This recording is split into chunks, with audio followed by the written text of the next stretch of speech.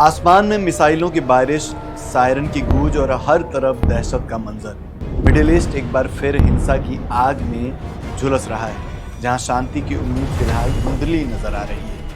इन्हीं हालात के मद्देनजर बीते रविवार को संयुक्त अरब अमीरात यानी यूएई के एयर डिफेंस सिस्टम ने वो कर दिखाया है जिसे देखकर पूरी दुनिया हैरान है। खबर ये है कि ईरान की तरफ से दागी गई 16 बैलिस्टिक मिसाइलों और 113 खतरनाक ड्रोन्स को यूएई के एयर डिफेंस सिस्टम ने हवा में ही रोककर नष्ट कर दिया है।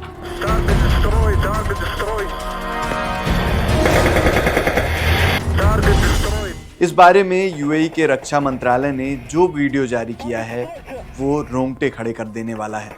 इसमें साफ दिख रहा है कि कैसे आधुनिक एयर डिफेंस सिस्टम इन हमलों को नाकाम कर रहे हैं। यूएई का दावा है कि ईरान के हमले शुरू होने के बाद से यूएई ने अब तक कुल 238 बैलिस्टिक मिसाइलों का पता लगाया है। इनमें से 221 को नष्ट कर दिया गया है, 15 समुद्र में गिर गई और 2 मिसाइलें देश के अंदर आकर गिरी। इसके अलावा कुल 1422 ईरानी ड्रोन्स को भी डिटेक्ट किया है। इसमें से 1342 को रास्ते में ही मार गिराया गया, जबकि 80 ड्रोन्स देश के सीमा के अंदर गिर गए। यूएई के रक्षा मंत्रालय ने ये भी बताया कि 8 क्रूज मिसाइलों को भी डिटेक्ट किया गया है और उन्हें भी नष्ट कर दिया गया। इससे साफ हो जाता है कि हमला कितना व्यापक और घातक था। लेकिन सबसे ज्यादा तकलीफ की बात यह है कि इस जंग की कीमत आम नागरिकों को चुकानी पड़ रही है। इन हमलों में पाकिस्तान, नेपाल और बांग्लादेश के 4 लोगों की जान चली गई, जबकि 100 से ज्यादा लोग गंभीर रूप से घायल हैं। घायलों की सूची में भारत समेत दुनिया के 20 देशों के नागरिक भी शामिल हैं, जो इस बात का सबूत है कि युद्ध अब किसी एक देश तक सीमित नहीं रहा।